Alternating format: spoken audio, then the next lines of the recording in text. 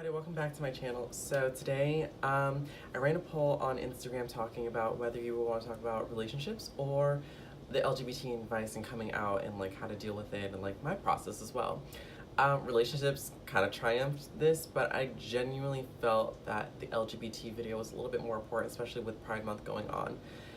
With that being said, I'm just going to talk about, my experiences, how I feel everyone should go about it, and just some tips on what you can do to make this, a happy Pride.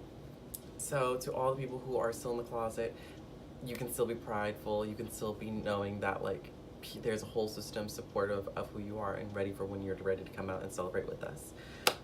So if you are new to the channel, if you don't know who I am, my name is Sophie. I am trans. I also come from a POC household. I am Black and I'm also Spanish as well. So with that being said, now let's get into it.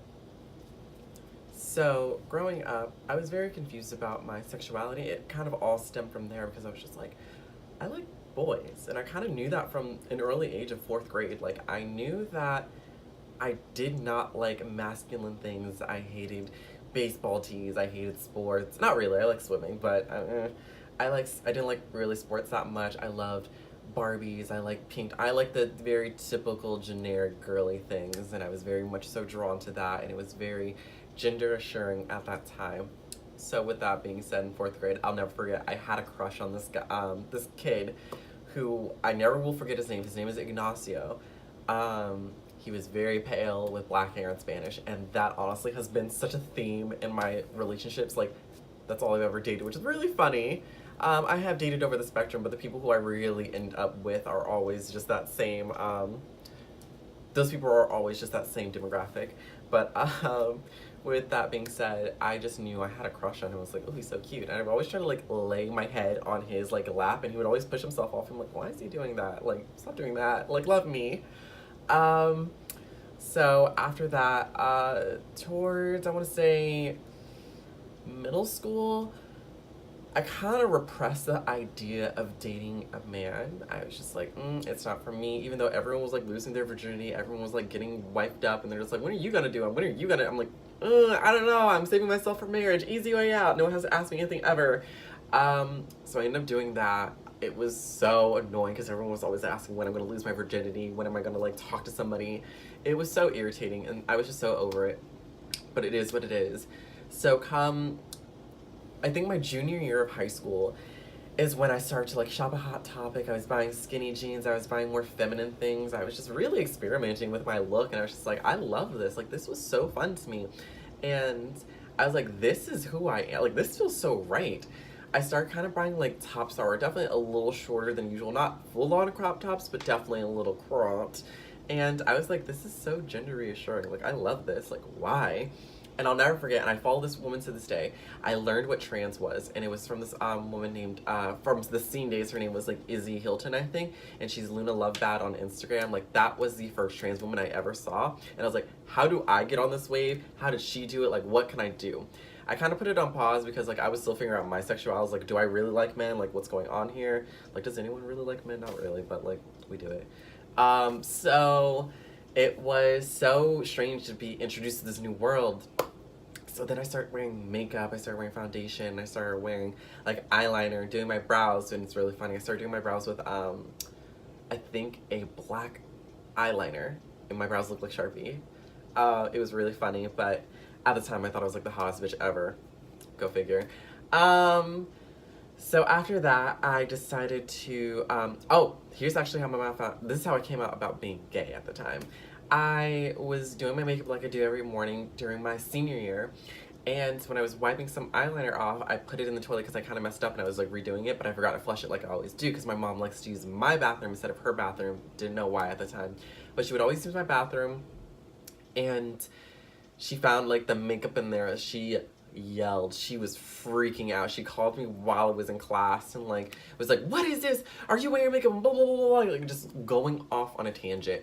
And I remember, I was like, I have to face the music. Like, I have to actually deal with it. Like, oh God, here we go. Like, cue the dramatics. So I got home. We talked about it. Wasn't even necessarily mad. She was just like, all her fears of like her child being gay had come true, and she has to deal with it.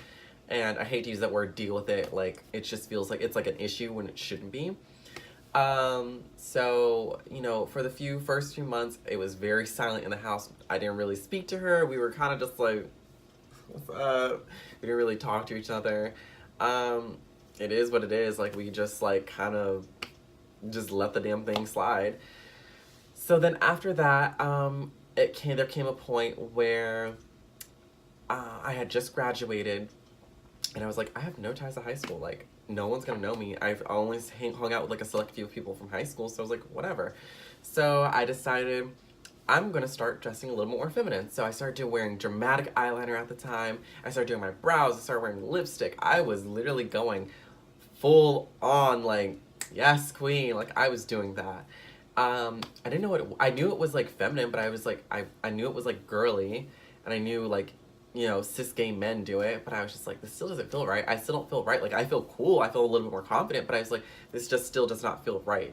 Like, I don't feel completely comfortable in my skin. Like, I don't like when people address me as sir or man. Like, I was like, this doesn't feel right. It doesn't feel like who I am. So I was like, what can I do to make all this align? So come down later, I started wearing like thigh highs. I'm still experimenting with my clothing.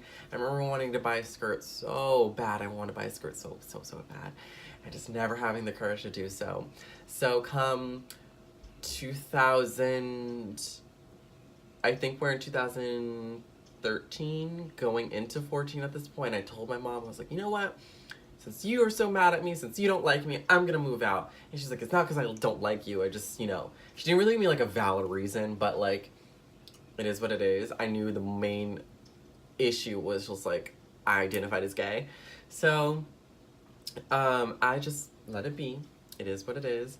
And I was like, I'm gonna move out. I'm gonna do all this and blah, blah, blah, blah. And she didn't believe me. So 2 weeks after we had that talk, I moved out. I was like, deuces. So I moved out.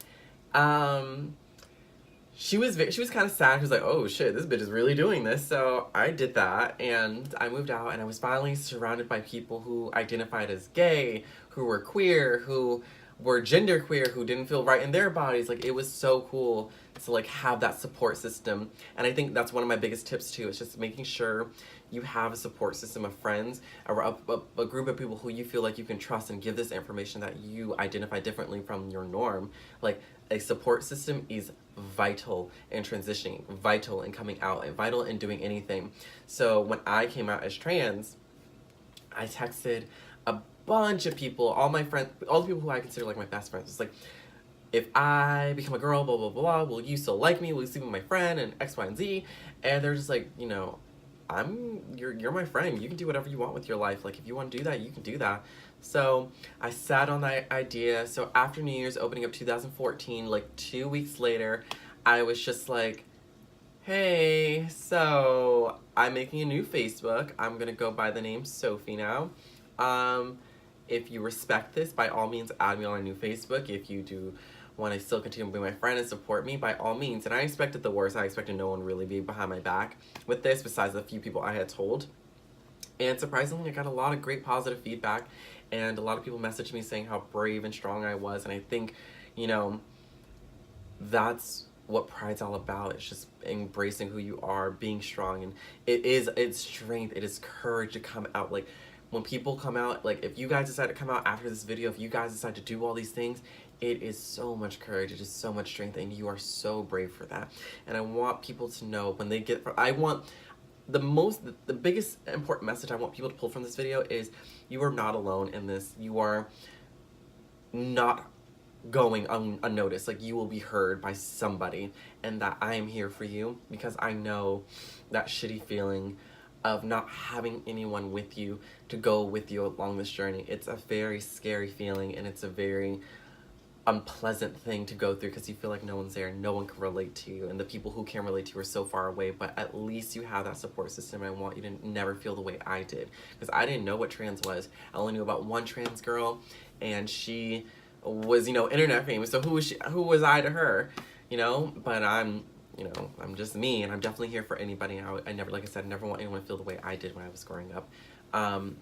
But like I said, I'm very lucky in the aspect that I had great friends who supported me and immediately, switched over my pronouns for in their vocabulary. They switched over to the other name. Everyone was just so supportive, and I think it's very vital is building a support system before you come out.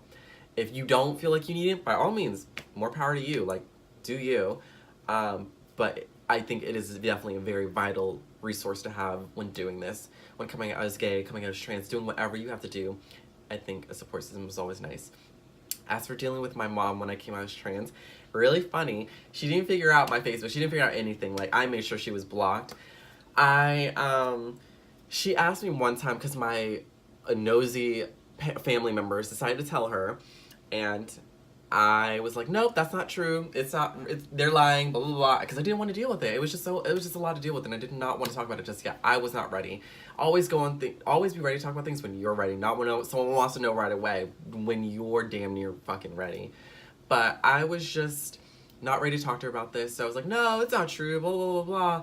And, I was always wearing, like, very gender-neutral clothing of, like, a button-up and, like, high-waisted shorts. Like, I feel like that was okay. I didn't really beat my face. I was just, like, whatever, push my bangs to the side. Like, I didn't really acknowledge a lot of things. But the way she, funny enough, found out, I ended up in the hospital because, if you guys have been following me, I have AFib.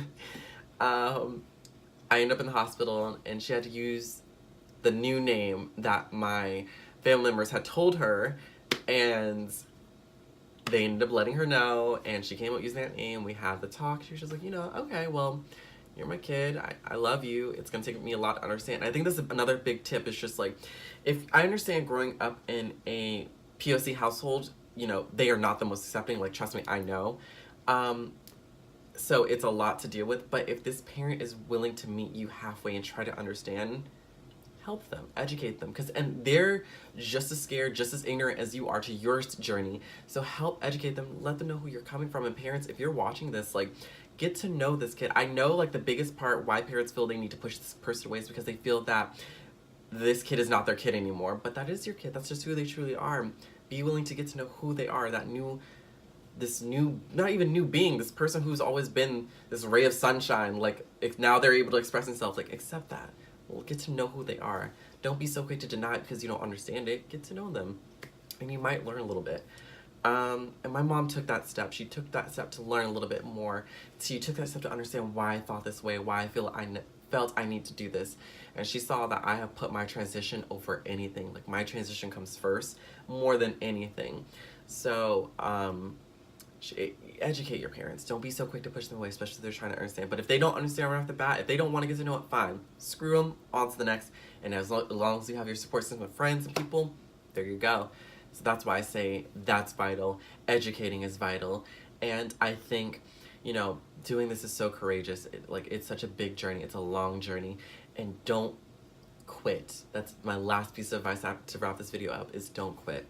I understand it may seem long, it may seem tough to get out of the closet, it may seem tough to get to where you want to be with this transition, where you want to be, where it comes to how you identify. Like, it's a long process.